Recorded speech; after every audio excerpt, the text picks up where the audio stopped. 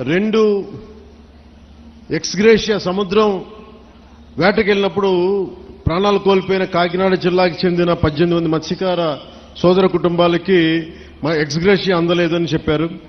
వెంటనే ఈ రోజునే నేను స్వయంగా 5 మందికి ఇప్పించాను. మిగతా 13 మందికి దాదాపు 18 మందికి 5 లక్షల రూపాయల చొప్పున 90 లక్షలు వారికి వెంటనే మంజూరు చేయడం జరిగింది. సో ముందుగా ఈ సమస్యని ఒక మంచి శుభంతో మొదలు పెడదామని. ఒకటి పొల్యూషన్, మన చేపలు మత్స్య సంపద కొంచెం దెబ్బతింటా ఉందని అదొక దృష్టికి పట్టుకొచ్చారు. 2 మన అమీనాబాద్ హార్బర్లో ఈ డిజైన్ లోపం కారణంగా మనకి రాళ్లను తాకి మనకి పడవలు దెబ్బతింటా ఉన్నాయి, వాటికి వలలకి చిక్కుకుపోయి ఇబ్బంది అయిపోతా ఉంది. అదొక 2వ సమస్య చెప్పారు. అలాగే 3వది ఉప్పాడ సీ ప్రొటెక్షన్ వాల్ గురించి మాకు ఇంత జరుగుతూ ఉంది, దీనికి మీరు ఏం చేయబోతున్నారనేది. ఇంకొకటి, ఇక్కడ మనకి మత్స్య సంపద దొరకనప్పుడు మేము అంతర్వేదికి కానీ మచిలీపట్నం కానీ మిగతాటి నిజాంపట్నం వైపు వెళ్తా ఉంటే మాకున్న సమస్యలు, అక్కడ స్థానికంగా ఉండే మత్స్యకారుల సంఘాలతో మా గొడవలు వస్తున్నాయి, దీని మీద ఏం చేస్తారనేది ముఖ్యంగా ఈ 3 సమస్యల మీద ప్రస్తావించడం జరిగింది. దీంతో పాటు దానికి అనుబంధ సమస్యలు. సో నేను మీ దృష్టికి తీసుకొస్తుంది, ముందుగా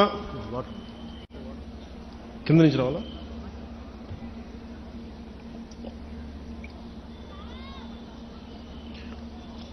ముందుగా ఉప్పాడ సీ ప్రొటెక్షన్ వాల్ గురించి మేము మీకు మాట ఇచ్చాం. అలాగే మనది ఇంకొక గ్రామం పేరు ఏం చెప్పారు, మర్చిపోయారు, కోనపాప, మూలపేట, కోనపాపపేట.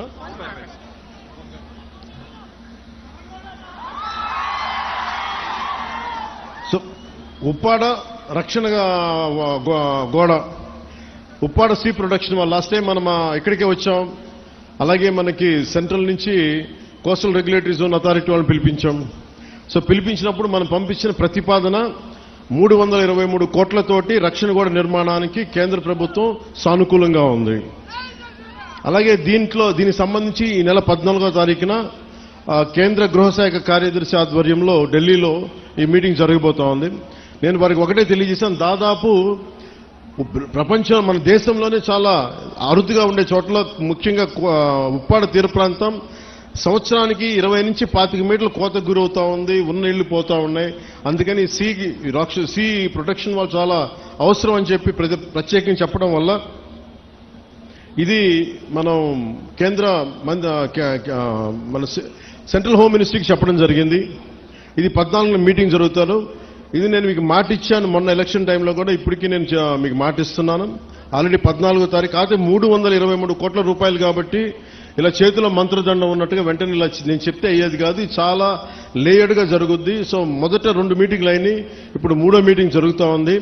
ఖచ్చితంగా నా నమ్మకం 323 కోట్ల రూపాయలు కేంద్ర ప్రభుత్వం మనకు సీ ప్రొటెక్షన్ వాళ్ళకి ఇవ్వబడుతుంది. ఇది నేను మీకు మాట ఇస్తున్నాను. నేను కింద పడతానో మీద పడతానో ఇబ్బందులు పడతానో, నేను మన కోసం, మన మత్స్యకారు కుటుంబాల కోసం, మన ఉప్పాడ తీర ప్రాంతం కోసం, మన పిఠాపురం కోసం నేను మీకు మాట ఇస్తున్నాను. ఉప్పాడ సీ ప్రొటెక్షన్ వాల్ ఖచ్చితంగా నిర్మించడం జరుగుద్ది. దానికి నిధులు కూడా ఎలాగ మనకి కేంద్ర ప్రభుత్వం నుంచి వచ్చేలాగా ఆల్రెడీ మనకి కేంద్ర ప్రభుత్వం సానుకూలత తెలియజేశారు. కానీ అది 320 కోట్లు ఇవ్వాలా లేదా 250, వాటి మీద ఊగిసలాడుతూ ఉందని మనకి మాటలు. సో నేనేం కోరుకున్నానంటే 323 కోట్ల రూపాయలు మీరు దయచేసి ఇవ్వండి అని చెప్పి మన సాధక బాధలన్నీ వారికి తెలియజేశాను. అదొకటి. ఇవి కాకుండా రాష్ట్ర విపత్తు నిర్వహణ సంస్థ మరియు మహాత్మా గాంధీ జాతీయ ఉపాధి హామీ పథకం ద్వారా ఉప్పాడ నుండి కొనపాపపేట వరకు వచ్చే ఈ మన 5,65 లక్షల రూపాయలతోటి తీర రక్షణ పనులు చేపడుతాం. దాంట్లో భాగంగా పనులు కొంత ప్రారంభమైనవి. సో ఇది మీ దృష్టి కూడా తీసుకొస్తా ఉన్నాం. అలాగే మనకి మత్స్య సంపద వేరే చోట్లకి వెళ్తున్నాం, వీటన్నిటి గురించి మాట్లాడితే. అలాగే మన